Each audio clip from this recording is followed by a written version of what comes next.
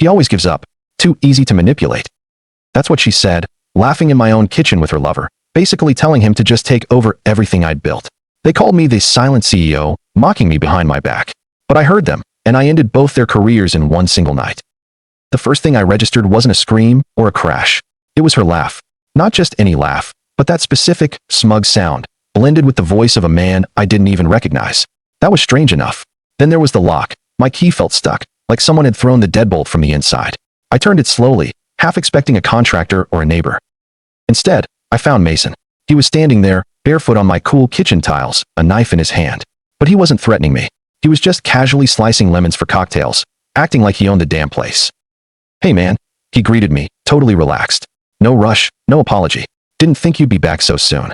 The fact that he didn't ask who I was told me everything I needed to know. My wife was right behind him, wearing leggings and one of my old t-shirts. She didn't look surprised, not even a little flinch.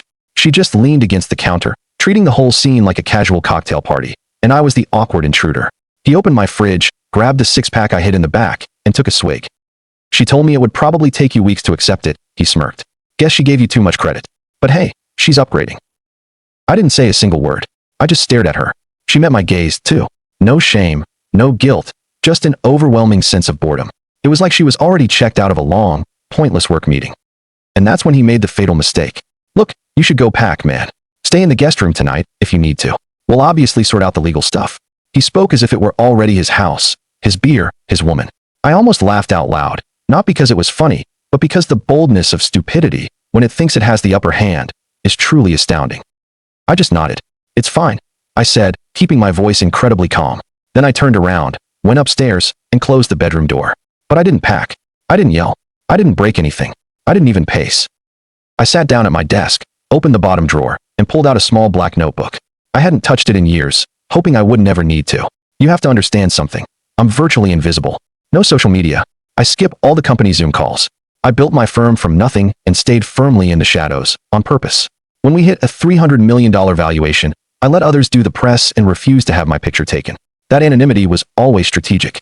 And right now, it was the most useful thing I owned, because this fool, Mason, worked for me. He just had no idea.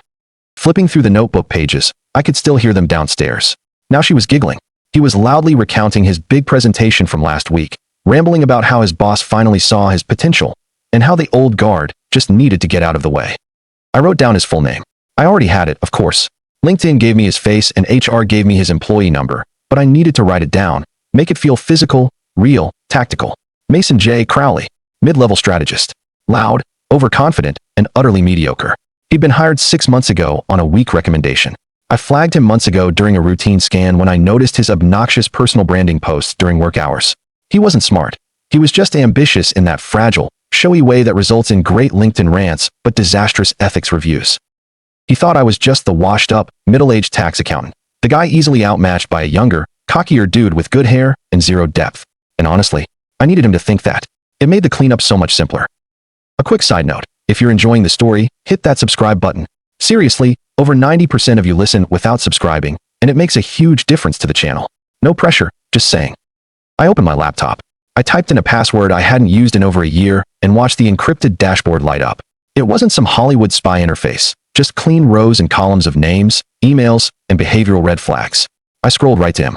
Mason Crowley, flagged for excessive personal device use during client security windows. 2 internal HR notes for off-site conduct. A confidential boundary issue note from a junior associate that was later quietly withdrawn. And now here he was, in my kitchen, chugging my beer with my wife, who, ironically, was still covered by my health insurance plan. She used to joke that I was so boring I was practically background noise. I even laughed with her, thinking it was just self-deprecating humor. Now I realized it wasn't a joke at all. It was her actual perception. Mason, with his "I'm a disruptor" arrogance and podcast-ready quotes, made her feel like she was finally starring in some edgy, romantic drama. She never realized the script was written years ago, and I was the writer who never stopped editing. Downstairs, the music got louder, all bass and no taste. He was settling in. Good. I was about to make sure he never forgot this visit. He yanked the curtains open like he paid the mortgage. He propped his muddy boots up on my coffee table. He cranked the music so loud the art on the walls vibrated. The same art she once claimed gave the house class. Now she was bobbing her head to some synth-drenched garbage while he made a double whiskey in my best glass. "This is a fantastic space," he commented. "Open concept. Ever think about taking down that corner wall? She shrugged. Tom always liked it closed off. Well, Mason smiled. You've upgraded. Open it up. Add some light. She let out that familiar, performative chuckle. It wasn't a real laugh at the joke. It was that smug sound women make for the man telling the joke, just to keep the illusion of his brilliance alive. I was standing right in the hallway, leaning against the wall, watching them through the thin slit in the blinds. The angle showed me just enough of the kitchen. I didn't need the full view. I'd seen enough already.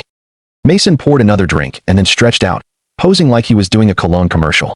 Anyway, he said, once this Curtis deal closes, I'm targeting a VP spot. Know what that means?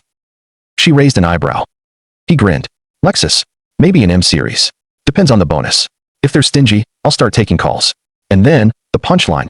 Even the CEO. He's probably too old to know what half of us even do. Our guy is a ghost, I swear. He just signs checks. She laughed again. The betrayal didn't make my stomach churn. The sheer, terrifying stupidity of them both did. The ghost they were mocking had an exact copy of Mason's onboarding file on a flash drive in the safe. The CEO who didn't know what they did had personally written every job description, managed every department, and designed every quarterly review cycle. And no one knew my face, not even the board. When we went public, I intentionally stepped back. I let the COO handle the press and let marketing invent a suitable, suit-wearing figurehead founder. That was the whole point. I could walk through conferences and no one would look twice. I could ride the elevators with interns and hear what they really thought. I could sit in meetings, stay silent, and learn everything. Now, Mason was bragging about leaking sections of the Curtis report, the very deal I'd negotiated 2 months ago via a shell company. He genuinely thought that tidbit he gave his friend at a trashy finance blog was his ticket to fame. He didn't know we had already flagged his IP address. We just hadn't acted yet. Still, the arrogance itself didn't bother me. It was the easy, automatic assumption that I was replaceable. That because I was quiet, I had no power. That because I didn't act powerful, I was weak. He turned to her and asked, So, when do you think he'll finally leave? She let out a sigh. I don't know. He'll get the picture. He always folds. He always folds. I froze. I wanted to etch that word into my memory. Then Mason leaned in and kissed her, behaving as if the kitchen, the house, her mouth, her time, her entire life, was all suddenly his. My hand gripped the window frame. I wasn't jealous or enraged. I was struck by the sheer, magnificent absurdity of it all. I had spent 15 years insulating her from storms she never even knew existed. She thought being married to me was boring. She never saw the protective structures I built, the clauses I slipped into every shared asset, the passive trusts I set up in her name, so she could always feel financially independent without real exposure. And here she was, giggling with a man who used the company Wi-Fi to leak confidential presentations from his work laptop. He started opening drawers. Hey, do you have one of those milk frothers? She said, yeah, somewhere. You'll have to show me where stuff is later. I'm going to start bringing my protein shakes. He clapped his hands. Oh, and remind me to measure the garage. Gotta make sure the new car fits once that bonus closes. She winked. This weekend, maybe. Deal. That was the line. This wasn't about dignity anymore. It was about solid, irrefutable documentation. I went back to the bedroom, opened the safe, and retrieved the second drive, the one labeled Maven Flap. I plugged it in and watched the screen glow. 10 folders. Each a name. Each a profile of someone who once believed they were irreplaceable, now just an archived mistake. I dragged Mason's name into a new folder, marked it Live Case Priority, and let the system begin its sync. He wanted to play CEO? Fine. He was about to experience how quickly a real CEO burns people like him. When I walked back downstairs, the music was even louder, as if volume equaled authority. He was stretched out on the sofa now, one arm draped over the back, the other lazily holding a glass filled with my 12-year-old Glendronach. That bottle was a gift from my retired mentor, living peacefully on a boat in Maine, and I'd been saving it for our anniversary.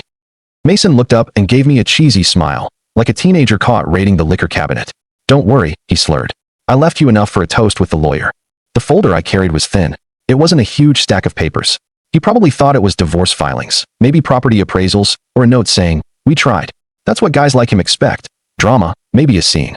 But drama requires a reaction. I was done reacting. That's for the divorce lawyer, he chuckled, tilting the glass at me. Tell him he's already busy. She laughed again, the same brittle sound she'd been using all night. The kind of forced laugh you use when your only defense is pretending you don't care at all. I didn't answer him. I didn't even glance their way. I walked right into the kitchen, slid the folders smoothly onto the marble counter between them, and walked out. No words, no big gesture, just a presence they couldn't possibly understand. You're not even going to fight? He called after me. I stopped on the first step, my hand resting on the banister, and turned just enough for my voice to carry. I don't need to. Silence. The kind of silence that instantly makes people uncomfortable because they can't figure out what it means. Mason shifted uncomfortably on the couch. My wife tilted her head, a flicker of genuine confusion in her smile. For the first time all night, she wasn't sure if I was bluffing. Upstairs, I could hear them again. Not the giggles, but cautious whispers. He asked her what the folder was. She dismissed it. Probably a petty list of things he wants to keep. He opened it. I heard the rustle of the manila, and then the pause. I pictured his eyes scanning the first lines, a report marked confidential internal risk assessment. Mason Crowley. Hired 6 months ago. Notes. Anomalous login behavior. Curtis project exposure traced to Crowley's access log. Audio fragments recovered. High probability of NDA breach. Escalation to compliance lead with executive oversight suggested. DLC/ALP1. The evidence was all there. Screenshots of deleted Slack messages, metadata from files he'd forwarded to his personal email, assuming no one could track the MAC address. Even a partial transcript of a drunk voicemail he left for a friend, bragging about having dirty info that could get him level jumped overnight. He was sloppy. He just didn't realize the right people were watching him. The killer blow, the thing that drained the blood from his face when he saw the second page, was the truth that the oversight authority for the entire investigation wasn't a faceless VP or some legal intern. It was me. My initials, stamped in a digital watermark only insiders recognized. He had been mocking me in my own house, while on my own payroll, after violating multiple federal confidentiality laws, and I had just served him a folder containing his professional death sentence. "What is it?" my wife asked. He didn't answer. Instead, I heard him get up, walk to the sink, and pour the rest of my expensive scotch down the drain, turning on the faucet as if that noise could somehow wash away what he had just read. I sat at my desk upstairs, my phone ready. A pre-drafted message blinked on the screen, addressed to the compliance lead. Subject, Crowley folder drop complete. Body, he has it. Initiate tag. Wait for external pin. Don't alert PR yet. I didn't send it. Not yet. Because the greatest pleasure of letting a man think he's in control is watching him panic when he realizes the boat has been sinking for weeks, and you were the one who gave him the leaky bucket. Downstairs, Mason's voice cracked with uncertainty. He can't do anything, right? He's just her husband. A beat of silence. Then, softly from her, I don't know. That was the first truly honest thing she'd said all night. He left the folder right there, treating it like a menu he suddenly couldn't stomach. He was clearly uncomfortable. I could see his eyes darting to it every few minutes, then quickly looking away. But he wasn't ready to admit fear to her or himself. So, he made more noise. He put on something even more aggressive, calling it his focus mode. Then he turned on the speakerphone and started calling people from work, pretending to run a startup launch from my living room. I sat at the top of the stairs, hidden but listening. Silence makes a fool talk louder. First call, Bree from sales. Yeah. Mason paced near the island. I'm at her house now. He's still here, but he's basically out. A pause, then he laughed. No, man, I'm not worried. He looks like he still uses fax machines. Honestly, you should see the guy. He's like a taxidermist meets an accountant. She laughed, too. Second call, Damien from business development. Dude, listen. Curtis is going to close. I'm calling it. Once it does, I want that chair across from Jacques. I'll handle APAC. I've been grinding, right? Have you seen the decks? Better than anything the old guys scribble on a napkin. A grunt of agreement. Then he delivered the final insult. I mean, whoever the CEO is, he signs from behind a curtain. He's a myth, a nameplate, an old fart with a P.O. box, and a bad knee. I looked down at my hands. The skin on my palms is rougher than it should be for a guy who works behind screens. I have a scar right along the lifeline. A cut from a box cutter from when I was running wires in the first office space we ever rented, a place that didn't even have heat for the first 2 months. I signed that warehouse lease with a bandaged hand and an empty wallet. Now I was a nameplate. I leaned back, letting the reality sink in. Not the insult, but the perspective. She wasn't the main issue here. She was just an echo chamber for the kind of man Mason was. Performative, transactional, hungry for things he thought meant power. He didn't love her. He loved the validation she represented. She mistook that hunger for passion. I mistook her loyalty for permanence. That was my mistake. But this entire night, was their failure. Downstairs, Mason finally got brave enough to open the fridge again and took out the short ribs I had slow braised 2 nights before my trip, still in the container I had labeled. He microwaved them like he had paid for the damn groceries. Between mouthfuls, he told her, once this Curtis thing closes, we should check out that place by the marina. The one with the rooftop garden? She asked. Yeah, gated too. We won't have to see him if he tries to come back. I went back to the bedroom, closed the door, sat at the desk, took a deep breath, and picked up my phone. I typed the message to Russell Franks. Subject, house call. Body, it's time. Use the back entrance. Knock twice. Bring the package. Russell is the head of compliance.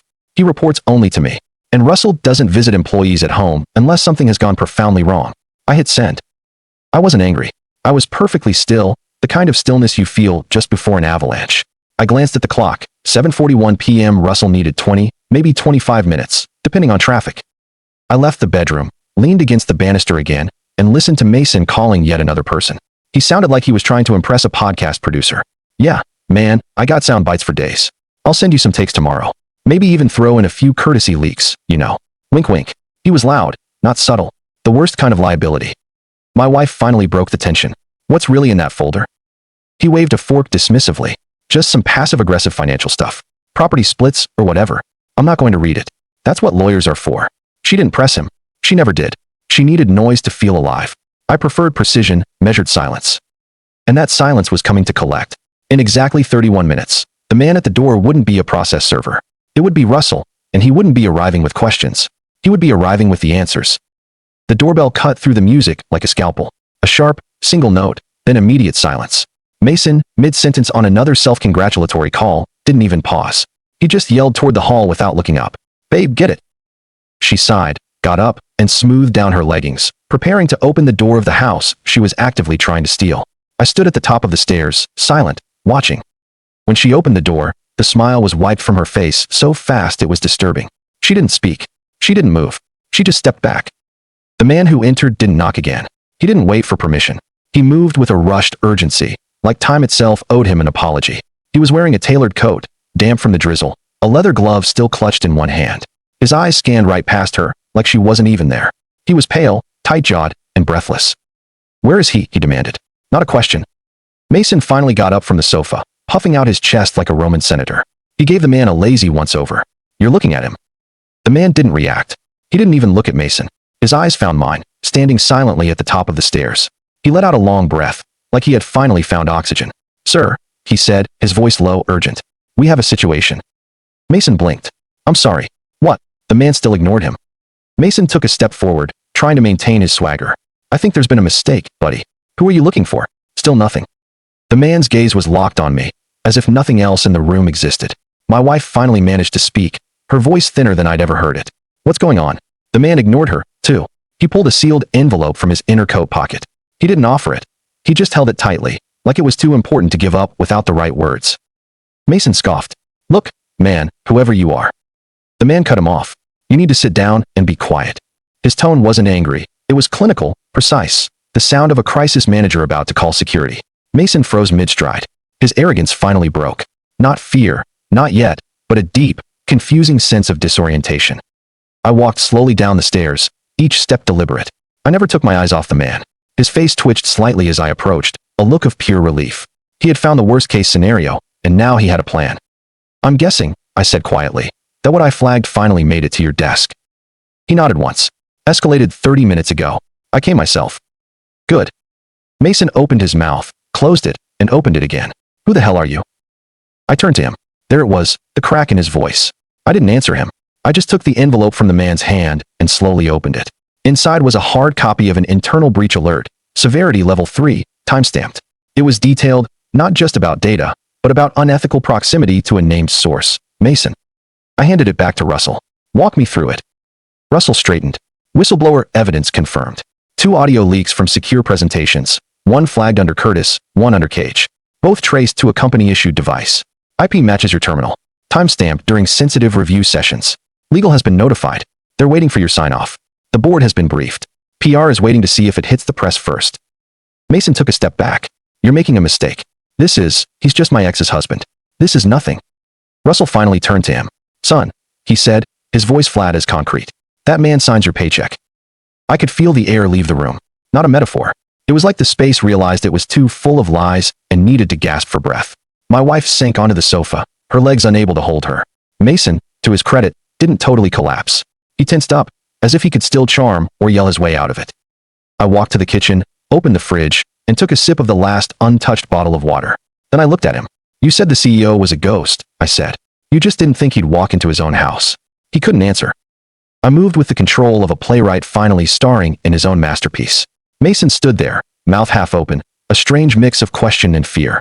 His confident shoulders had shrunk. Russell, his boss, stood rigidly by the door, watching us like a bomb technician. Wait, Mason stammered, awkwardly pointing at me. Can someone tell me what the hell is going on? Who even are you? Russell ignored the question. He slowly, surgically turned his head, and looked at Mason as if he were a failed petri dish experiment. "You idiot," he muttered. That was all. Not loud, not dramatic. Just a quiet death sentence read from a clipboard. My wife, still slumped on the sofa, finally managed a full sentence. "Wait, what is this?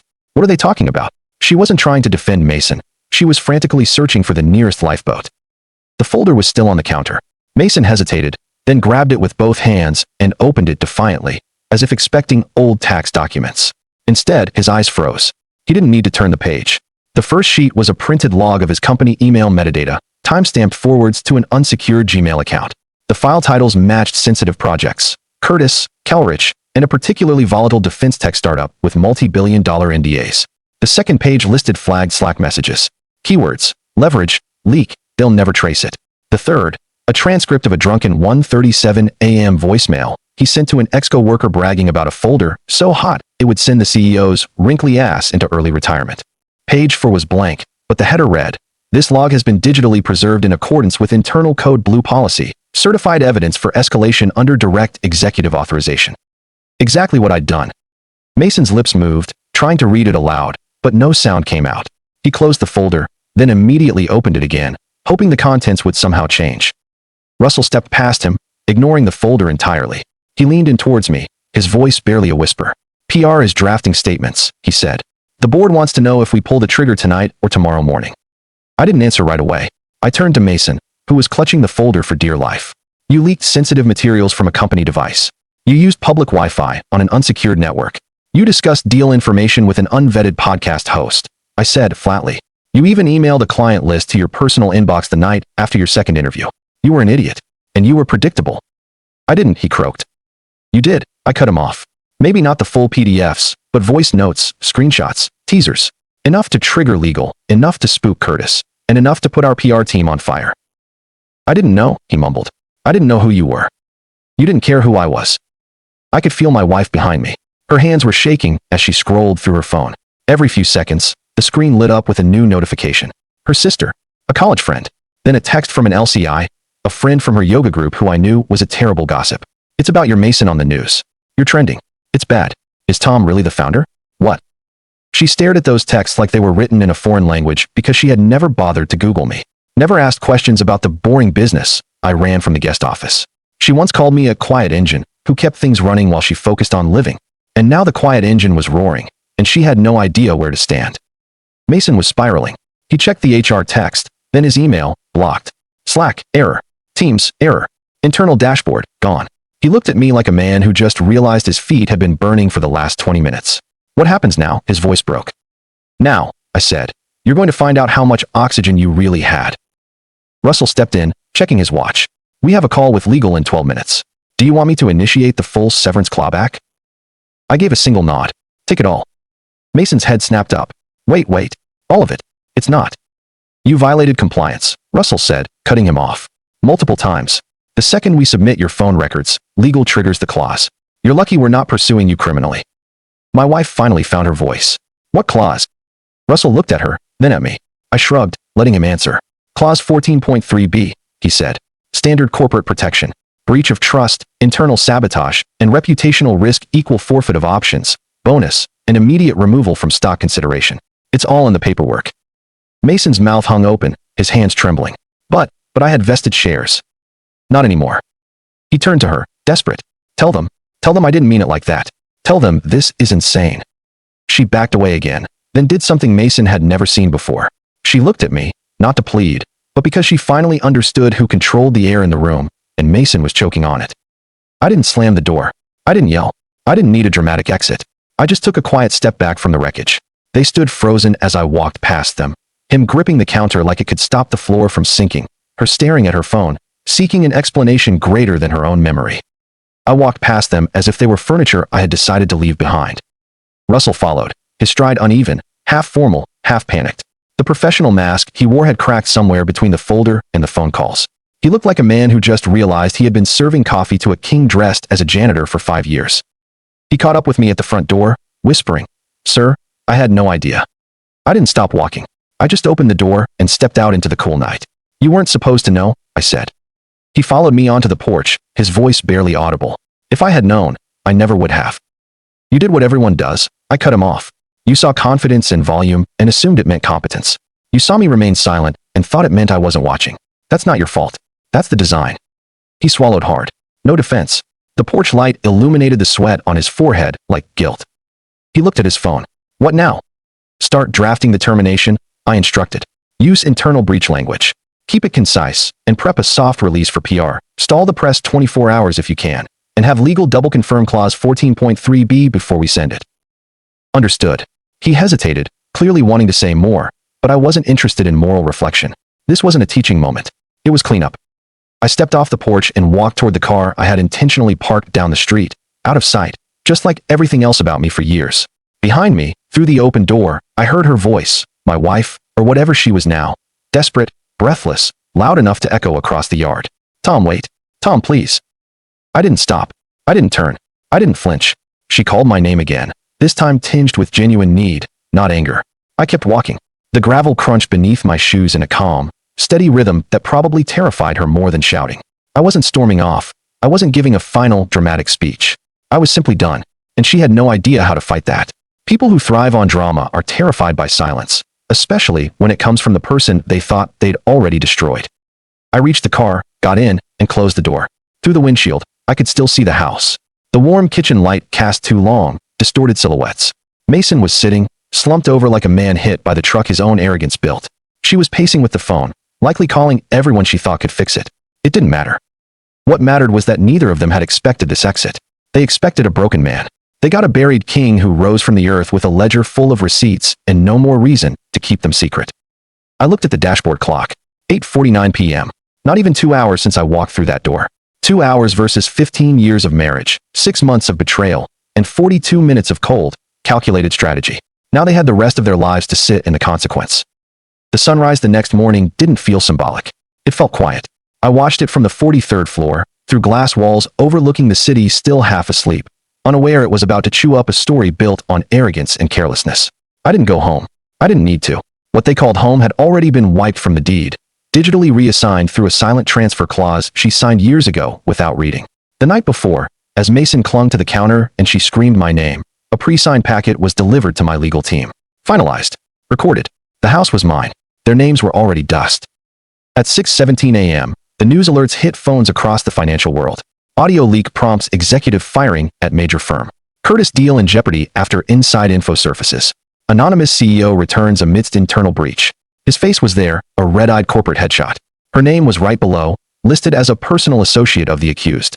The photo they used was from a gala she dragged me to 4 years ago, the one where she laughed about my invisibility. Now, that invisibility was gone. At 9:03 a.m., I walked into the office lobby. The front desk didn't recognize me, giving me the polite, neutral look reserved for high-level vendors. Until Nora, the VP of strategy, saw me from across the hall and froze mid-stride. "Mr. Albert," she whispered. I gave a simple nod. "Good morning." Her mouth opened, but nothing came out. She stepped aside. The elevator doors closed silently behind me, and in that mirrored box, I saw what Mason never could. A man who never really left. He just stepped out of view long enough for the weeds to grow. The 42nd floor filled with whispers as the doors opened. Eyes darted. Emails stopped mid-type. A young associate dropped his coffee mug. I didn't slow down. I didn't acknowledge the noise. Ghosts don't need applause. They just need the doors to open. The boardroom was all glass, overlooking the skyline. 7 seats were occupied.